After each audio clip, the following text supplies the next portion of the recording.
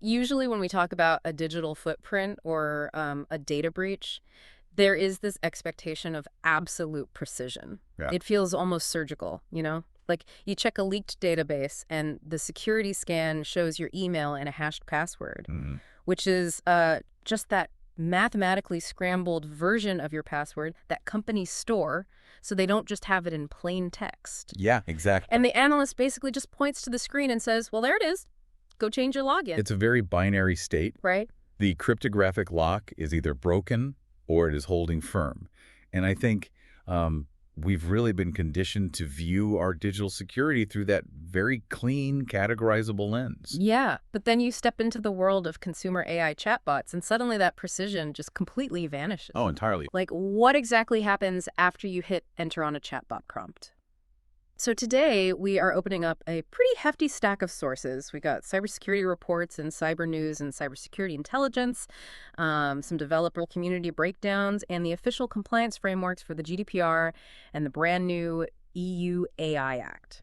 Yeah, and it is a really vital stack of information because we are currently looking at the absolute definition of diagnostic muddy waters. Muddy waters, yeah. Because the sheer volume of unstructured, just deeply personal thought that people are casually feeding into these text boxes every single day. It's wild. It's unprecedented in the history of data privacy. It really is. Okay, so let's unpack this. Our mission for today's deep dive is to really uncover this hidden digital paper trail that we were all leaving behind. We're going to explore this massive corporate vulnerability that people are calling shadow AI, and then look at how a combination of strict new European regulations and zero-access encryption are basically trying to put this privacy genie back in the bottle. Right. So let's start with that paper trail, because I know when I ask an AI a question, I feel like it's a one-and-done transaction. I ask for a recipe, it gives me a recipe, transaction closed. Well, and that feeling is really merely a byproduct of the chat interface's design. Okay. It's built to feel ephemeral, like a passing conversation. But according to the research surrounding Proton's new AI paper trail tool, it is anything but ephemeral. Wow, okay. Proton recently launched this as a free diagnostic instrument to actually show users the reality of their data footprint. It analyzes a user's exported conversation data from platforms like OpenAI's. Then it generates an AI exposure score, builds a privacy-type profile to show you what kind of data leaker you are. Yeah, and it calculates an estimated dollar value of your personal data to these AI companies. Okay, that dollar value part is slightly terrifying. It is. How does a diagnostic tool possibly calculate a monetary value for a chat export? Because if I am just asking an AI to format an Excel formula or give me a pancake recipe, what is the AI actually extracting that's worth cash? Well, it's entirely about the aggregation of metadata and context. Okay. Eamon McGuire, who is the director of engineering at Proton, he has a quote in the Cybersecurity Intelligence Report that I think frames this perfectly. Let's hear it. He says, people understand that AI collects data, but most don't realize how revealing their conversation history becomes over time. It isn't just the literal words you type. The tool calculates value based on the density of your interactions. How often do you chat? How long do the sessions last? Are you context switching from, say, asking about a medical symptom at 9 a.m. to troubleshooting proprietary code at 2 p.m.? I see. So it's kind of like if you think of a single prompt as an isolated puzzle piece. Here is a random health question on a Tuesday, and here is a slightly embarrassing Google-style search on a Thursday. Right. Alone, they are just scattered cardboard pieces. They don't really mean anything. Well, let's refine that analogy a bit, because the AI isn't just looking at the pieces you provide. Okay. It is actively calculating the shape of the missing pieces. Oh, wow. Yeah. These large language models are, at their core, sophisticated pattern recognition engines. If you give a pattern recognition engine 6 months of your raw, unfiltered thought processes, it doesn't just assemble the puzzle. It maps the negative space. That is wow. It infers your professional relationships, your anxiety triggers, your political meanings, all based on how you structure your queries and what you consistently worry about. That paints a much darker picture. I mean, I want everyone listening right now to just mentally review their last week of AI prompts. Yes. Just the last 7 days. If a total stranger read just those prompts, what would they infer about your life? It's a sobering thought. It is. I mean, the data brokers of the early internet tracked what you clicked, Modern AI models have a front-row seat to how you actually think. Yikes. And if an individual's accumulated chat history is this much of a privacy concern, we really have to consider what happens when we scale this up to the enterprise level. Oh, right. What happens when employees start using those exact same consumer-grade AI accounts to do their corporate job? Which leads us right into this corporate crisis that the cybersecurity sources are calling shadow AI. Yes, exactly. Shadow AI is this phenomenon of employees bringing unmanaged, unsanctioned AI tools into their daily workflows. Okay. And it's crucial to understand they aren't doing this maliciously. Right, they're not trying to sabotage the company. No, they're doing it because they're overwhelmed and they want to be efficient. Yeah. So they are pasting blocks of code into a chatbot to troubleshoot a software bug. Or they're uploading client financial spreadsheets to get a quick summary. They're, asking the AI to draft high-level strategies based on internal memos. But every time they do that, they're feeding corporate intellectual property directly into that pattern recognition engine we just talked about. Exactly. And the sources highlight a massive cautionary tale from 2023 involving Samsung. Right, I remember hearing about this. Yeah, employees in their semiconductor division accidentally leaked highly confidential trade secrets. Oh, man. They were struggling with some proprietary source code, and to optimize their workflow, they literally just pasted the code directly into ChatGPT to find a fix. Wow. And they also fed it internal meeting notes to quickly generate a presentation. See, that happens because they just viewed the chatbot as a superpowered calculator. Right. You type a problem in, an answer comes out. You don't think about the calculator keeping a record. But a calculator doesn't remember your equations to help the next person who walks into the room. Yeah. Mainstream AI models often use user inputs for continuous model training. It's a process called reinforcement learning from human feedback. Okay. So when you paste proprietary code into a public model, you are fundamentally losing control of that data. You have zero transparency about where that data physically ends up, how long it is retained on their servers, or who has administrative access to it. Which is terrifying for a company. It creates an almost unquantifiable compliance liability for a business.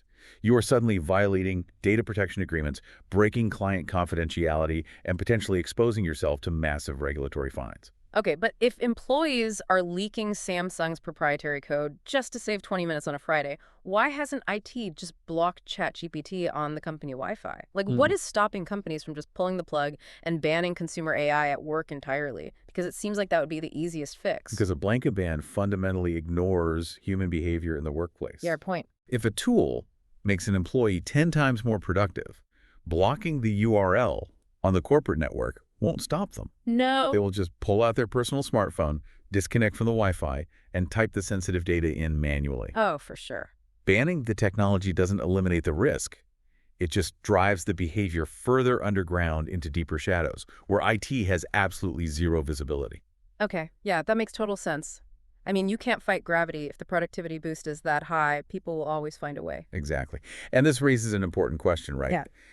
If companies cannot realistically self-regulate these massive data exposures through internal bans, how are the overarching legal frameworks responding? Right. Because this is where the tension between innovation and privacy really hits the courtroom. Yeah, when self-regulation fails, the lawmakers step in. And the sources dive incredibly deep into the legal guardrails that are currently being built in Europe, specifically comparing the new EU AI Act to the GDPR. And honestly, reading through the developer forums, there's just a massive amount of confusion about what these two laws actually do in relation to one another. Like, do they conflict? Do they overlap? Yeah, there's a lot of overlapping terminology, which absolutely causes that confusion. Okay. Let's delineate them by looking at where they intercept the data pipeline. So the GDPR, the General Data Protection Regulation, has been the gold standard for European privacy for years. Right, the cookie banners everywhere. Exactly. It strictly governs the collection, storage, and processing of personal data. This is why scraping the internet for European citizens' data to train a US-based AI model is legally perilous. Ah. The GDPR is entirely focused on the data going into the system. Okay, so if the GDPR acts like the bouncer at the door, checking the data's ID before it gets in, what does the EU AI Act do? The EU AI Act, which formally entered into force in 2024, it doesn't regulate personal data directly. Oh. No, it regulates the AI systems themselves. based on the specific risk their outputs pose to society and fundamental rights. So it's not about the data going in. It's about the decisions and actions coming out. Here's where it gets really interesting, because they structured it as a tiered risk system. Yes. It's basically a pyramid of algorithmic danger. That's a great way to put it. Let's start at the very top of that pyramid. Unacceptable risk. Okay. These are AI systems that are strictly banned within the European Union. We're talking about AI that actively manipulates human behavior, exploits physical or mental vulnerabilities, or engages in social scoring. Wait, by social scoring, do you mean systems like China's social credit system, where citizens are tracked and ranked based on their daily behavior? Yes, the sources explicitly cite government-run social scoring as fundamentally incompatible with EU values. Okay, that makes sense. But it also applies to predictive policing algorithms. Oh. For example, the sources detail the CAS algorithm, CAS, that was previously used by Dutch police. What did that do? Well, it attempted to predict where crimes were likely to happen based on historical data. But because historical data is inherently biased, the algorithm simply sent more police to a minority neighborhood. Oh, I see where this is going. Right, which resulted in more arrests in those neighborhoods, which then fed back into the AI to prove it was right. Wow. That kind of algorithmic self-fulfilling prophecy is now an unacceptable risk. Wow. Okay, so that top tier is just a hard no. Yeah. What is the next level down on the pyramid? The next tier is high risk. These systems aren't banned, but they are heavily regulated. Okay. If a company deploys a high-risk AI, they must meet strict obligations regarding data quality, continuous human oversight, and mandatory risk management audits. And what qualifies as high risk? An AI is classified as high risk if it makes decisions that fundamentally alter someone's life chances. Okay, so like an AI screening job resumes, or maybe an algorithm deciding if you get approved for a mortgage? Exactly. Another highly illustrative real-world example from our sources involves the gig economy. An Italian court scrutinized an algorithm used by the food delivery company Deliveroo. No. The system ranked riders to determine who got access to the most lucrative delivery shifts, and the algorithm was mathematically optimizing for absolute reliability. Makes sense from a business standpoint. But in doing so, it heavily penalized workers for taking sick days or participating in legal strikes. Oh, no. The AI didn't understand the human context of a sick day. It just saw a lack of availability and automatically downgraded their shift access, directly impacting their livelihood. That's awful. Under the EU AI Act, systems making those kinds of employment determinations are high risk and require human oversight. Okay, so let me see if I can synthesize this tag team approach. The GDPR protects the personal data going in, and the EU AI Act basically bans any AI system that makes a bad or biased decision coming out. You're touching on the right idea, but let's correct that slightly. Okay. The EU AI Act doesn't ban systems just because they might make a bad decision. Outside of that top unacceptable tier, it doesn't ban anything. It simply demands accountability. Got it. If your algorithm is sorting resumes, the Act says you must be able to prove how the algorithm makes its choices, and a human must be able to override it. It mandates transparency, not perfection. Okay, that clarifies it. And speaking of transparency, that brings us to the third tier, right? Transparency risk. Yes. This tier is primarily concerned with deception. The core rule is straightforward.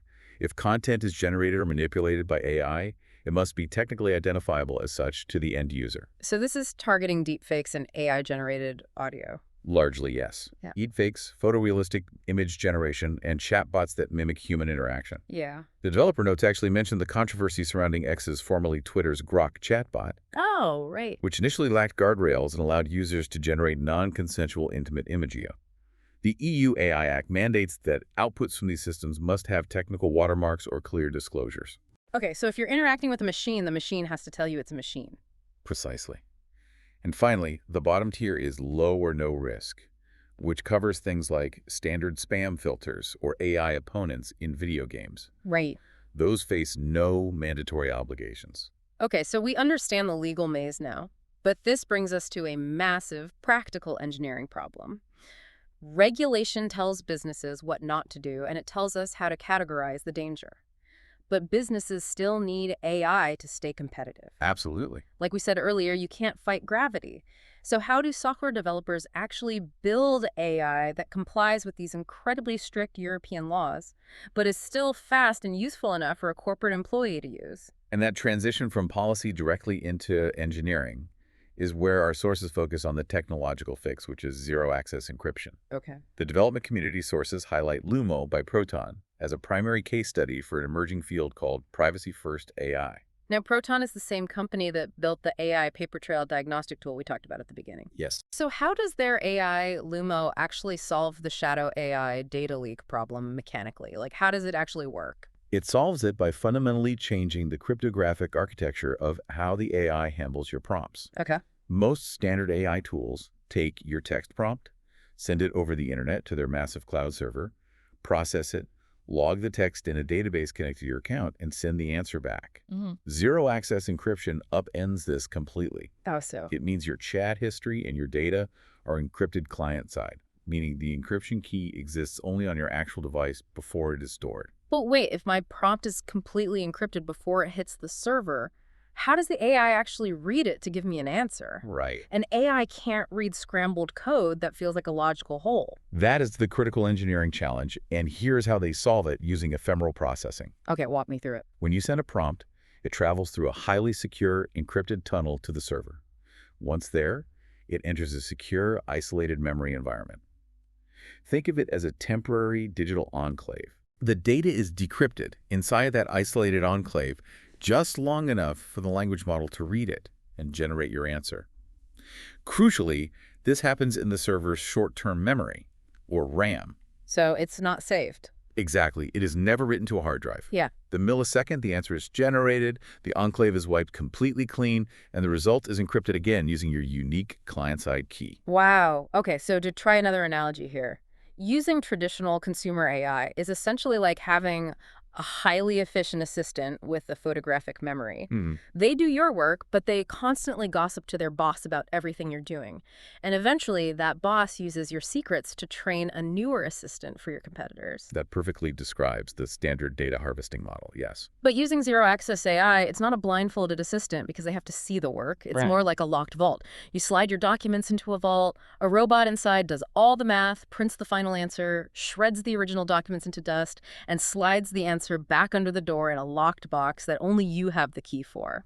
I like that. There are no security cameras inside the vault, and the robot basically has no memory. That is a much more accurate representation of ephemeral processing. The server does the computational heavy lifting, but it retains absolutely zero memory of the event. That's wild. And this architecture is further reinforced by their use of open source large language models, or LLMs. Yeah, I saw that in the developer notes. Lumo uses models like Mistral and Mixtral instead of building their own from scratch. Yes. Why does open source matter so much for compliance? Because of auditability.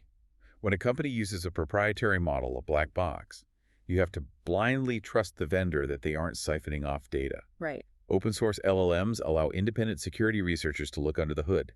They can verify exactly how the model processes text and mathematically confirm there are no hidden layers of telemetry. Wait, telemetry? What is that? Telemetry is essentially diagnostic data that software automatically sends back to its creators.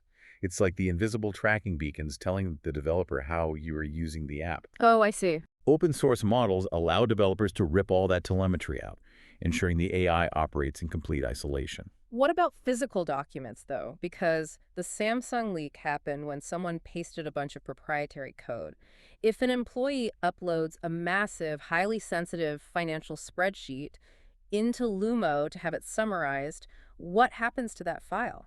They utilize a mechanism called secure file processing, which operates on those exact same ephemeral principles. Okay. When you upload that sensitive PDF or spreadsheet, it enters that secure enclave. The AI processes it in real time to give you the summary, and then the actual file is permanently deleted from the active memory. So it's gone. It is not retained in a session database to be used for future model training. And if we connect this back to the bigger picture, you can see why this specific architecture completely nullifies the shadow AI threat. Because there's no data to leak. Exactly. If the AI physically lacks the capability to retain data, the risk of a Samsung-style source code leak drops to absolute zero. Furthermore, by removing data retention entirely, companies instantly maintain their GDPR compliance because no personal data is being stored unlawfully on a third-party server. That's huge. And they naturally align with the EU AI Act because the transparency and data governance requirements are baked into the open source encrypted infrastructure from day one. Okay, so what does this all mean for us? Let's take a breath and recap the journey we've just been on. It's been a lot. It has. We started by looking at the unsettling reality of our individual AI paper trails. How those tiny, seemingly meaningless puzzle pieces of our daily queries get assembled by pattern recognition engines into a high-resolution image of our identities and our anxieties. Right. From there, we scaled up to the corporate dangers of shadow AI, where well-meaning employees just desperate for productivity are accidentally leaking trade secrets into public models. We navigated the regulatory maze of Europe, learning how the GDPR guards the personal data going into the system, while the EU AI Act polices the fairness and transparency of the decisions coming out. And finally, we looked at the engineering solution: zero-access encryption and ephemeral processing enclaves that do the work, shred the evidence, and wipe their own memories. It is a profound paradigm shift in how we have to think about our relationship with software. Yeah. We are rapidly transitioning from the Web 2.0 era, where your personal data was the ultimate currency, to an AI era where verifiable mathematical privacy might become the most valuable feature a digital tool can offer. I want to challenge everyone listening to this deep dive. Take 5 minutes and audit your own chat history this week. Take a hard, objective look at what you have typed into those little text boxes over the last month and ask yourself what an aggregate pattern recognition engine has learned about who you really are. And as you do that, I'll leave you with one final thought to consider. Okay. Right now, to solve these massive privacy risks, we are heavily relying on complex cloud encryption architectures like secure enclaves and sweeping European laws to protect our data. But with processing technology advancing at such a blistering pace, what happens when these massive AI models don't need a server at all? What happens when they can run entirely locally, directly on the neural processing units inside our phones and our laptops without ever pinging the cloud? Wow. Will zero-access encryption just become the default standard because the data never leaves our hands? Or will the surveillance mechanisms simply adapt, moving out of the cloud and embedding themselves directly into the hardware we carry in our pockets? Oof. If the muddy waters of the cloud are getting heavily regulated, just wait until the X-ray machine is built straight into the silicon of your phone. Yeah. That is a brilliant question to end on. Thank you all for joining us on this deep dive. Keep learning, keep auditing those chat histories, and most importantly, keep questioning the tech you use every single day.